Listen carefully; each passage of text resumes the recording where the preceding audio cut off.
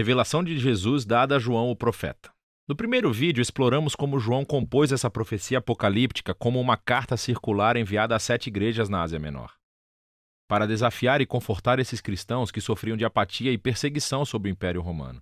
Também encontramos o principal símbolo de João para Jesus, o Cordeiro morto que conquistou seus inimigos morrendo por eles. Ele é quem abre o pergaminho contendo os propósitos de Deus para trazer o seu reino na terra como no céu.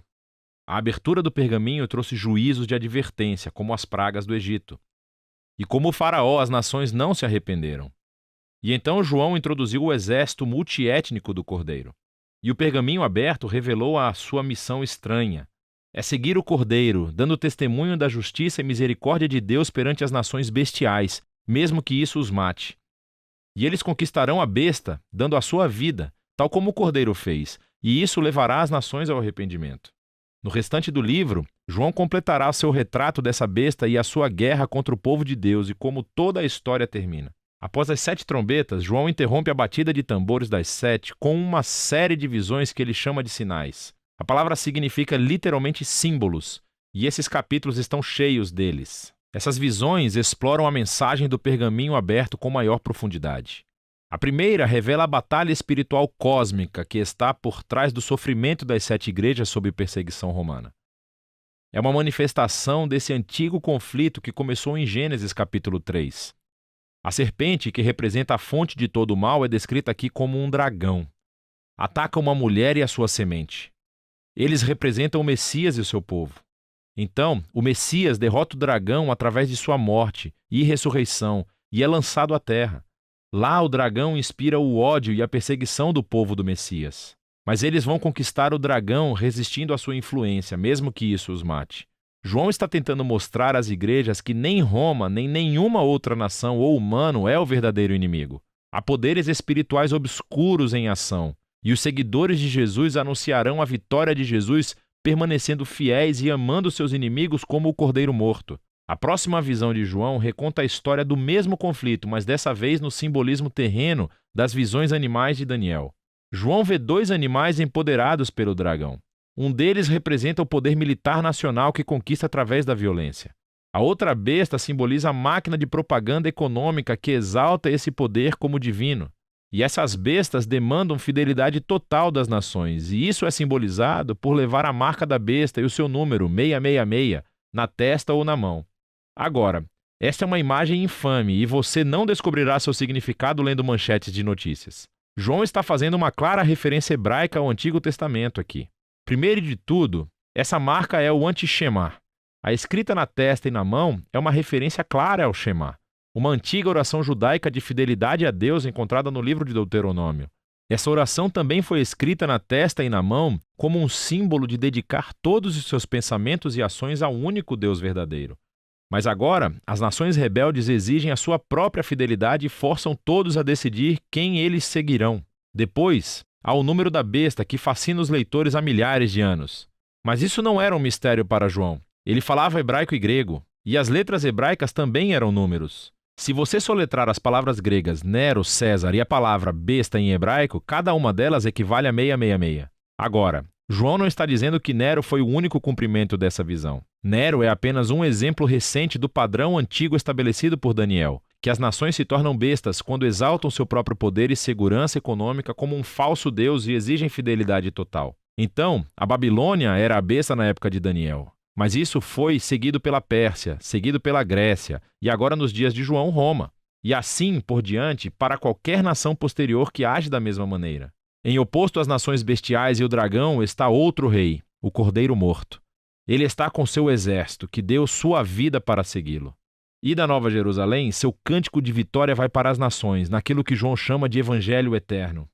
Eles chamam todos a se arrependerem e adorarem a Deus e saírem da Babilônia que cairá. Os seus dias estão contados.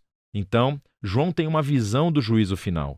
É simbolizado por 2 colheitas. Uma é boa colheita de grãos, com o Rei Jesus vindo para reunir o seu povo fiel para si mesmo. A outra é uma colheita de uvas para vinho. Representa a intoxicação da humanidade com o mal. Elas são levadas para a espremedeira e esmagadas. Agora, ao longo de todas essas visões de sinais, João faz uma dura escolha diante das 7 igrejas. Elas resistirão à atração da Babilônia e seguirão o cordeiro? Ou seguirão a besta e sofrerão sua derrota? Agora que a escolha é clara, João repete um ciclo final de 7 juízos divinos, simbolizado como o derramamento de 7 taças.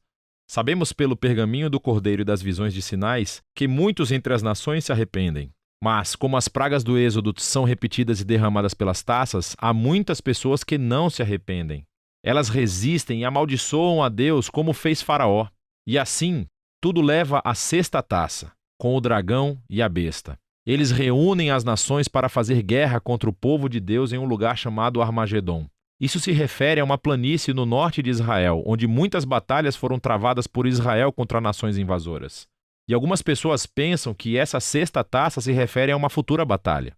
Outras pessoas acham que é uma metáfora do juízo final de Deus sobre o mal. De qualquer maneira, João claramente usou as ideias do livro de Ezequiel sobre a batalha de Deus com Gog.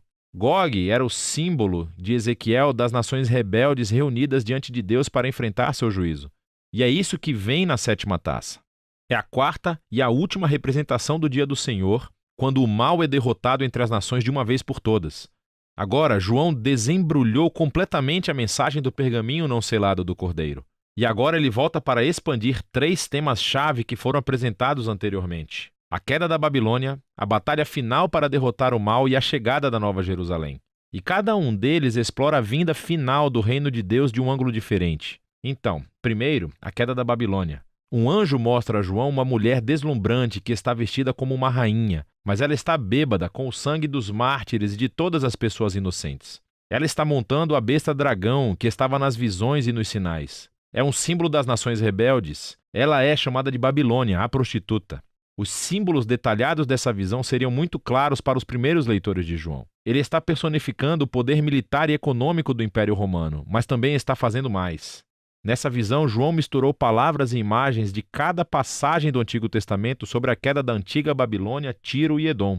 João está mostrando como Roma é simplesmente a mais nova versão do arquétipo da humanidade do Antigo Testamento em rebelião contra Deus. Eles se juntam e formam nações que exaltam sua própria segurança econômica e militar em um falso Deus. E isso não é algo limitado ao passado ou ao futuro. É um retrato da condição humana ao longo da história. E os babilônicos irão e virão até o dia em que Jesus voltar para substituir a Babilônia com seu reino. Mas como virá o reino de Jesus? Até esse ponto, o dia do Senhor foi descrito como um dia de fogo, ou terremoto, ou colheita, e agora é descrito como uma batalha final, e essa história é contada 2 vezes.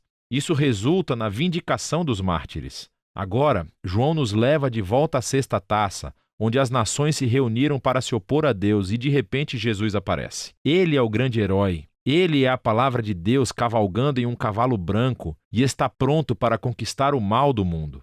Mas preste atenção, ele está coberto de sangue antes mesmo da batalha começar. E isso é porque é o sangue dele. E a sua única arma é a espada da sua boca. É uma imagem adaptada de Isaías. João está nos dizendo que o Armagedon não será um banho de sangue. Pelo contrário, o mesmo Jesus que derramou seu próprio sangue por seus inimigos, agora vem proclamando a justiça. Ele responsabilizará aqueles que se recusarem a se arrepender das maneiras como participam da ruína do mundo bom de Deus. E o fogo infernal destrutivo que eles desencadearam no mundo de Deus se torna justamente seu próprio destino designado por Deus. Depois disso, João vê uma visão dos seguidores de Jesus que foram assassinados pela Babilônia. E eles são trazidos de volta à vida e reinarão com o Messias por 1000 anos. Então, depois disso, o dragão que inspirou a rebelião da humanidade contra Deus reúne as nações do mundo para se rebelarem contra o reino de Deus, mas, diante do trono do juízo de Deus, todos enfrentam as consequências da eterna derrota. E assim, as forças do mal espiritual e todos que não querem participar do reino de Deus são destruídos. Eles recebem o que querem, existir por si mesmos e para si mesmos. E assim, o dragão e a Babilônia e todos os que escolhem ficam eternamente em quarentena, nunca mais capazes de corromper a nova criação de Deus. Agora, há muito debate sobre a relação dos 1000 anos para essas 2 batalhas. Há quem pense que se refere a uma sequência cronológica literal. O retorno de Jesus, seguido por um reino de 1000 anos na terra chamado de milênio, seguido pelo juízo final de Deus. Outras pessoas pensam que os 1000 anos são um símbolo da vitória atual de Jesus e dos mártires sobre o mal espiritual e que as 2 batalhas retratam o retorno futuro de Jesus de 2 ângulos diferentes. Qualquer que seja o ponto de vista, o objetivo principal é claro. Quando Jesus voltar como rei, ele lidará com o mal para sempre e justificará aqueles que lhe foram fiéis. O livro conclui com uma visão final do casamento do céu e da terra. Um anjo mostra a João uma noiva deslumbrante que simboliza a nova criação que veio para se juntar a Deus e ao seu povo da aliança para sempre. Deus anuncia que ele veio para viver com a humanidade para sempre e que ele está fazendo todas as coisas novas. A visão de João aqui é um caleidoscópio de promessas do Antigo Testamento. Esse lugar é um novo céu e terra, uma criação restaurada que é curada da dor e do mal da história humana. É também um novo jardim do Éden, o paraíso da vida eterna com Deus, mas não é simplesmente um retorno ao jardim. É um passo em frente para uma nova Jerusalém, uma grande cidade onde as culturas humanas e toda a sua diversidade trabalham juntas em paz e harmonia diante de Deus. E na mais surpreendente reviravolta de todas, não há construção de templo na nova criação, porque a presença de Deus e do Cordeiro, que antes era limitada ao templo, agora permeia cada centímetro quadrado do novo mundo. E há uma nova humanidade cumprindo o chamado colocado sobre eles desde a primeira página da Bíblia para governar o mundo como a imagem de Deus, para partilharem no trabalho de Deus e levar essa criação a um território novo e inexplorado. E assim termina o Apocalipse de João e o enredo épico de toda a Bíblia. João não escreve esse livro como um código secreto para você decifrar o calendário da vinda de Jesus. É uma visão simbólica que trouxe esperança e desafio às 7 igrejas do primeiro século e a cada geração de cristãos desde então. Ela revela o padrão da história e a promessa de Deus de que todo o reino humano eventualmente se torna a Babilônia e deve ser resistida no poder do Cordeiro morto. Mas há uma promessa de que Jesus, que amou e morreu por esse mundo, não permitirá que a Babilônia fique incontida. Ele retornará um dia para remover o mal do seu mundo bom e tornar todas as coisas novas. E essa é uma promessa que deve motivar a fidelidade em todas as gerações do povo de Deus até que o Rei retorne. É disso que se trata o livro de Apocalipse.